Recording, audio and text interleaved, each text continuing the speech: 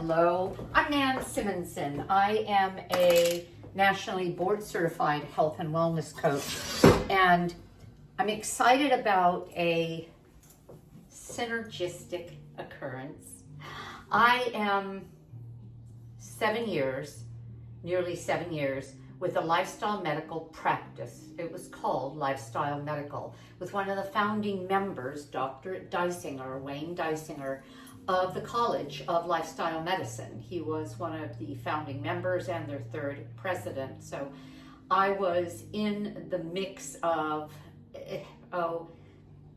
better than I could have orchestrated for myself as their health and wellness coach. Well, in this last 6 months, we have evolved to a Blue Zones Health. His practice was purchased by an organization, Blue Zones Health, that has been sanctioned by the Blue Zones International Organization to represent Blue Zones because of the way we practice medicine. I believe we were the first in the country that was sanctioned this way. We went from 3 doctors in the practice and a PA to now more than 250 physicians who are practicing lifestyle medicine as ascribed by Blue Zones, the organization that founded those 5 international areas where people are living their best, healthiest, longest lives. The 5 areas include Ikaria, Greece, Sardinia, Italy, Okinawa, Japan, the Nicoya Peninsula of Costa Rica, and Loma Linda, California, the Seventh-day Adventist community there. They are 15 minutes from my home. And I not only was thrilled when our organization paired up with the Blue Zones, because I've been teaching their precepts, and in my book, I'll show you the cover later, Aging Powerfully, I even talked about the Blue Zones. I'm that impressed with the things that they have shown us work to help us live better and longer. Well, my city, the city of Riverside, California, has been elected to become a Blue Zone. They approached us, or we approached them. I think they approached us. We agreed, and we're in a county where 5 other cities are going to transition to become Blue Zones. It's a 5-year process. It's rather stringent, and I'm on the Community Outreach Committee. I said, I'm volunteering, I'll help you in any way I can. And gosh, in about an hour and a half, I'll be leaving for one of our meetings prior to the huge launch, our Riverside City launch on May 17th. Today is April 3rd, 2025. So I've got to get out of here. And I decided, and I have a channel, a YouTube channel, that I teach and promote lifestyle as medicine, teach whole food plant-based or plant-forward, completely plant-based in terms of what I teach, but I encourage people who are even willing to go and look at being plant-forward to pay attention. And I decided I would do a minestrone today, because when we were deciding what I was going to demonstrate there at this event and give samples, we were looking at doing a minestrone. That would be Sardinia, Italy. And I'm looking at one of my favorite cookbooks, Blue Zones Kitchens. And in the book, there are 3 minestrones. This is one of them. As a matter of fact, this area is called Minestrone's 3 Ways. So this is minestrone with fennel and garlic. This one is herbed lentil minestrone with wild fennel. And then there's the Millis family minestrone. And most of them take quite a while to cook. 2 of them 8 hours, because they're starting with uncooked beans. Well, as a whole food plant-based culinary coach, I teach people to batch cook, and I do that myself. As a matter of fact, I just got out of my freezer a 4.5 cup container filled with beans that I had cooked in advance and froze. And yes, you can do that. And so this is going to take me minutes. First of all, I don't use oil in my cooking. All of the recipes call for 7 tablespoons, 5 tablespoons, lots of oil, which is not, it's not that it's bad. It's that I have cut my teeth on whole food plant-based, not quite SOS free. What's SOS? Salt, oil, sugar free. I don't add processed sugar. I don't add oil. And I use salt, but I don't overdo with salt. I'm conscientious about that. So I teach people, because a lot of people I work with are working to lose weight. In addition to that, the vegetable oils, the seed oils, most nut oils are very high in omega-6 fatty acids, which we as Americans get in everything, especially all the processed food we eat, and especially all the oils that we use. What we're trying to build up is the omega-3 fatty acids. The best way to do that, at least the way that I think makes most sense, is cut down the 6s and build up the 3s, because the 6s will, well, they can be found in everything, and they sort of dominate and are actually processed first by our bodies, so the 3s don't have a chance.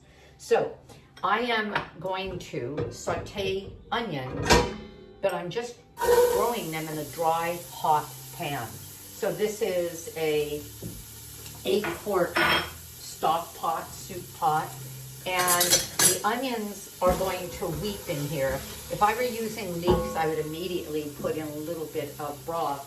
And I have broth and I have water here, but I'm just going to, at this point, let them start to weep. If you're a person who makes soups or stews or casseroles, you possibly know what the French term mirepoix is. It's usually the way you start just about any savory dish, and quite often even dishes that aren't a soup or a stew. And that is with onion, celery, carrot, and garlic, and sometimes other savory herbs.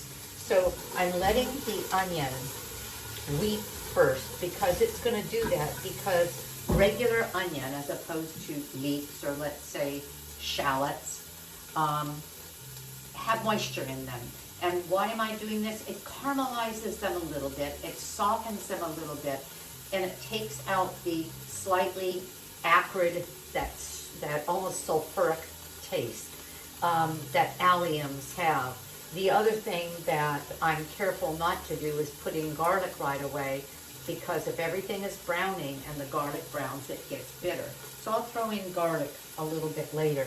But this is, I can see that the onion is getting soft. One of the ways that I could really speed that up is throw in a tablespoon or more of broth, and or just cover it and give it a minute or two.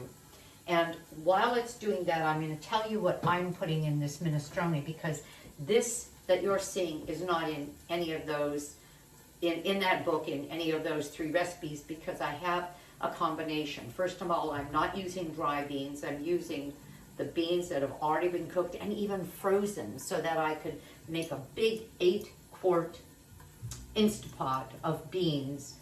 And in this case, I had a combination of black-eyed peas and beans that would cook about the same amount of time. Black-eyed peas and lima beans. Isn't that interesting? And I'm just going to put them in. And so I don't even want to cook them more. They've already been cooked.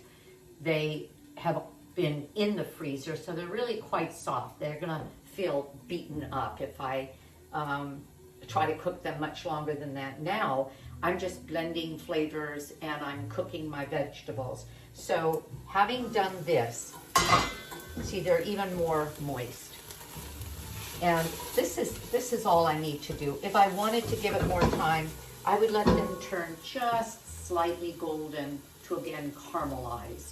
But I need to get things going. So I have chopped celery that I'm going to add, and carrot. The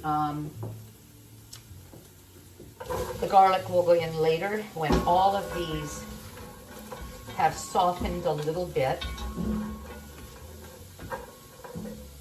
And there's one other flavoring ingredient that I'm adding to this that is in one, if not two of those recipes, not the third one, and that is fennel.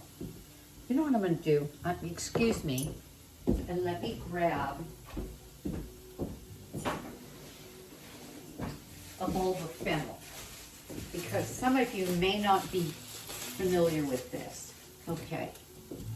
This is a bulb of fennel that has been trimmed. If it hadn't been trimmed, and you can kind of see that it has these leaves that kind of layer on each other, sort of like an onion has layers. Well, these leaves crisscross on each other. It's really quite pretty. And if it hadn't been trimmed, I'm going to cover just the way I said I would to increase moisture and help it soften even better. You see these fronds here? You would see fronds, full complement of fronds, well above this, and then these would be additional stalks of fronds. It's again very pretty. These can be used for flavoring, or I can take off just one of these and put it on the top of one of our servings of soup for, like you would use a celery leaf for an accent and even additional flavor. All right, so I get these. I live in Southern California. We have a store called Trader Joe's, and they carry a lot of interesting food. They carry a lot of organics that they don't charge ridiculously more for, maybe 50 cents for a bunch of broccoli that's organic as opposed to not, and I prefer knowing my food is not sprayed. So I have chopped up, just sliced and then chopped the fennel, and if you were me doing what I just did, what do you think would explode in my mouth, in your mouth, if it was yours? The flavor of licorice. Now, if you despise licorice, stay away. My husband's not crazy about fennel because it tastes like licorice, but I'm hiding it in this dish because I have so much going on here besides just the fennel. So, again, if you looked at this, you would see that everything is looking softer, and that's what I was aiming for. I'm going to put in the fennel, and one of the soups, and they all came up with about the same amount, 6 quarts, maybe 7. One of them even has 2 bulbs of fennel. That's how pronounced that flavor will be. Okay, so now I have these aromatics, these flavoring herbs, or, well, alliums for the onion and what will be the garlic and carrot and celery, and now the fennel. And I'm also going to add to this, because at this point I'm going to let this cook a while. And this entire dish, and this is why I'm calling this my quick minestrone. First of all, I have the right to come up with my own minestrone. I am Italian. My mother and father, my mother was first generation, father came here through Ellis Island when he was 21 years old. And I think, according to the genetic profiling, I believe, 23andMe, I think I'm like 93% Italian. So I'll claim the right to create my own minestrone. But you know what? Every family has a different minestrone, and the same with probably whatever your ethnicity is. Every family has a version of the way they think a dish should be made. So what is this? They're a little brown now. This is potato. I chopped up some waxy potato, yellow potato.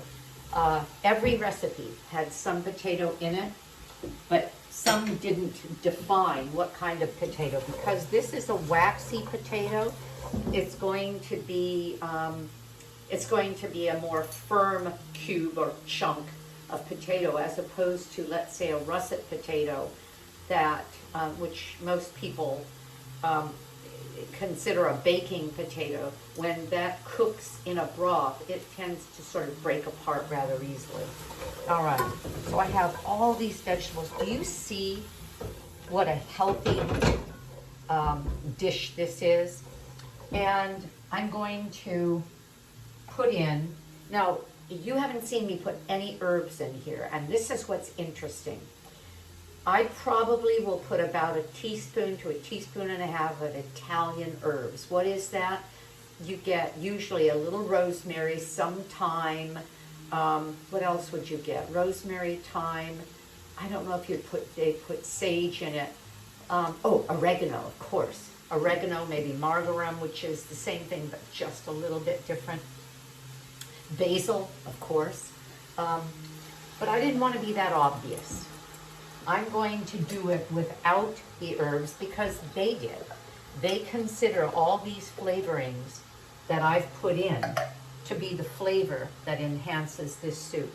And what I'm using now, remember I like my organics, is I love the brand Muir Glen, and it's organic diced tomato. I could have used fresh tomato. This is 28 ounces. Is that 29 ounces? Anyway, in this case, 28 ounces, well, 29, 14.5 ounces of tomato. I like a tomatoey minestrone. And you'll see when I come back to you some other things, I'll talk about it, that I could do that makes this dish, let's say, that family's favorite. So what am I going to continue to add to it? I am at this point going to throw in some parsley. This is chopped because now we've got the flavorings going, and I want this one to cook, and I will put some more on the dish at the end because this will really dissipate. Parsley has a pronounced flavor, but it's not strong enough to put up with all this cooking. And I am not going to put the beans in until the last 10 to 15 minutes just to heat them up. Right now, what am I making? A vegetable soup. And I make my own broth. So I keep a 1-quart gallon bag in the freezer, open it up every time I peel carrots, peel onion, not the crispy skin, but that inner skin that sometimes I'm not going to use because it's either broken up or whatever, dried out. And just a lot of different vegetables. And I make broth, my own broth, which I did a couple of days ago. Well, this I just took out of the freezer. Well, yesterday I did. I thought it would be defrosted, and it's not. But within minutes, and the reason I'm talking about that, as you can see, there are crunchy bits, icy bits, but they will melt down in no time at all. And I'm going to add another couple of cups of water. And I may add even 2 more cups of water. Some people like, for example, this photo is a rather thick stew. There's not a lot of moisture here. This one, which is one of these, I'm going to believe this isn't even, I'm going to believe that they haven't even cooked it yet because I see no broth there at all. I like a soupy, a stew. I want a lot of broth. If we have crusty bread, I want to dip it in that and eat it that way. And so I want the moisture, and you can kind of see. This has a lot of moisture in it. It will have more when I put the beans in, but when I put the beans in, I believe that I'm going to need a lot more broth to make it really soupy, because that's a lot of beans. I may find when I'm ready to put the beans in that I only use half of them. We'll see. I'm going to get a feel for that, and then in the recipe I'll let you know what I ended up doing. This is 4 cups of beans in their broth, so let's say 3.5 cups of beans floating in broth. And I'm going to salt it and I'm going to pepper it, but after it's cooked, when I get a feel for what it needs. And I'm going to end it with greens. And these happen to be what I had, a bunch of beet greens. Took off the purple stem, or the whole thing would have turned purple, even though there's some purple still in the stems of the leaves. That won't change that too much. And I'm just going to bring this to a boil, and I'm going to let it cook at least 30 minutes. You know what? I wasn't going to do this, but I'm going to do it. And I'll let you know if I didn't think this was a good idea. As a matter of fact, I was so close to doing it that I even rinsed it and put it into this cup ready to throw in. And then I changed my mind. What is this? Some of you might look at this and say, wow, Nan, that looks like barley. Well, I can't have barley. I am gluten sensitive, not only genetically, but also it messes me up. So this is oat groats. When I was making breakfasts, right now my breakfasts are green smoothies. When I was making breakfasts of oats, this is the way I did it. I would batch cook, and I have a video on that, batch cook the oat groats and come up with cups of them, 2 quarts of them cooked, maybe 1.5 quarts. And then I would scoop it into a bowl and put a bunch of stuff in it and put it in the microwave just to kind of heat it and thicken it a little bit. They are earthy, a little nutty flavored. What does that sound like? A little bit like barley. So one of these recipes, as a matter of fact, that final photo I showed you, used barley, quite a bit of it. This is only 1/3 of a cup. Well, I'm going to throw this in. And I'll let you know if I'm glad or if I'm sorry. But the oat groats takes about 30 minutes if you're going to cook them on their own in broth. A lot of these recipes, well, any minestrone, uses pasta afterwards. I even bought, when I was deciding that I was going to make this, I even bought, and so I have to go gluten-free. This one is a brown rice pasta, and you probably can't see. Well, yes, you can. Look.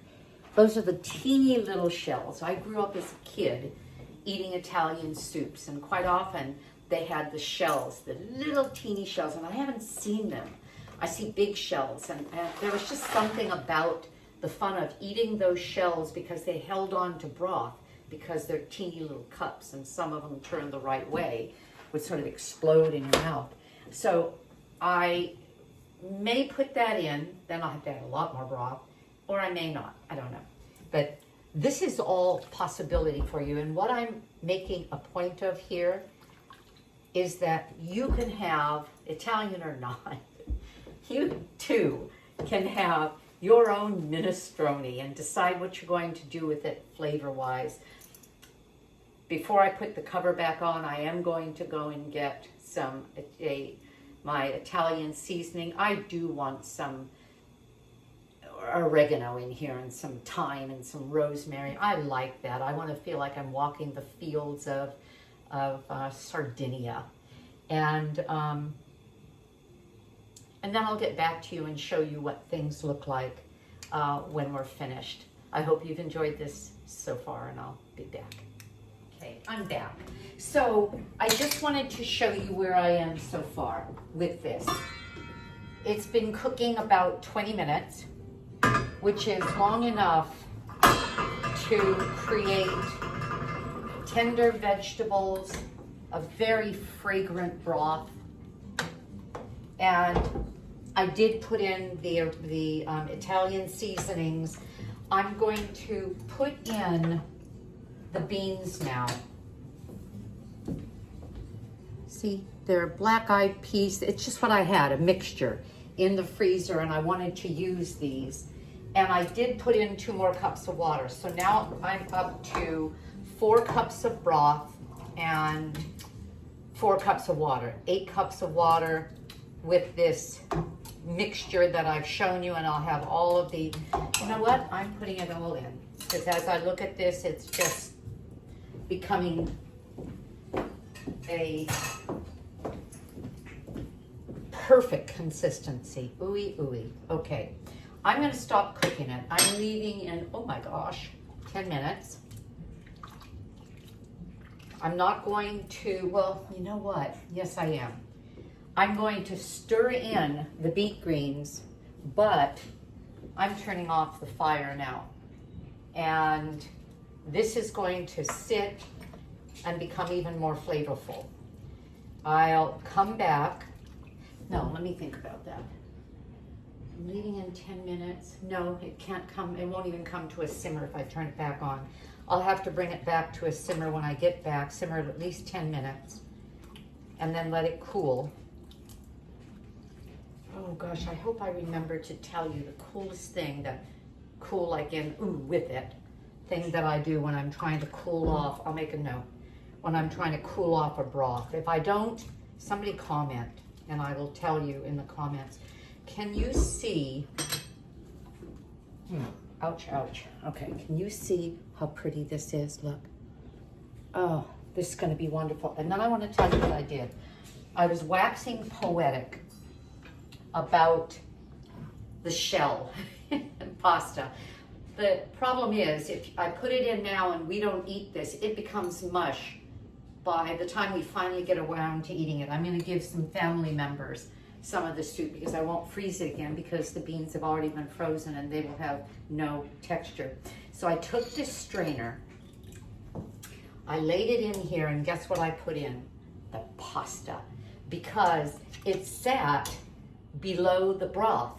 And I put in 1/3 cup of pasta, so it became about a cup of pasta. Can you see this? Look at my shells, yay! And these are going to go into our dish when we, Alexa, turn off timer. And see, I have more water out here in case I need to use it, but I think this is exactly where I want it. The beans filled it up beautifully. They will thicken it because they're a starch and they have their broth. I'm going to tell you what happened recently. I did a same kind of thing where I cooked and then I left for a while. And then I came back like 3 hours later and picked up where I left off. When I left, the soup was good, but it didn't wow me.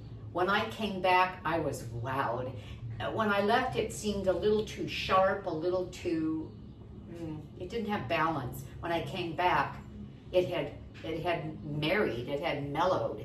The ingredients had become one. And it was just terrific. I can also see, oh, I'm so happy. Let me, am I going to carry this over to you like a nut? Yes, I am, because I want you to see. I don't know if you can see in there. See the little bits of bits? That is the oat groat.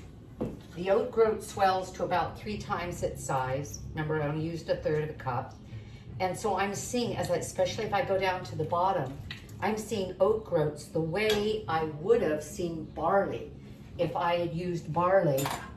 I don't think they grow oats in Italy. They do they do grow barley in Mediterranean countries.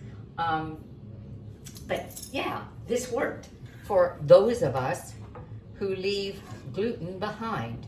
So I'm going to leave it like this. I'll put the pan on, the cover on. I'm going to be gone about 1.5 hours.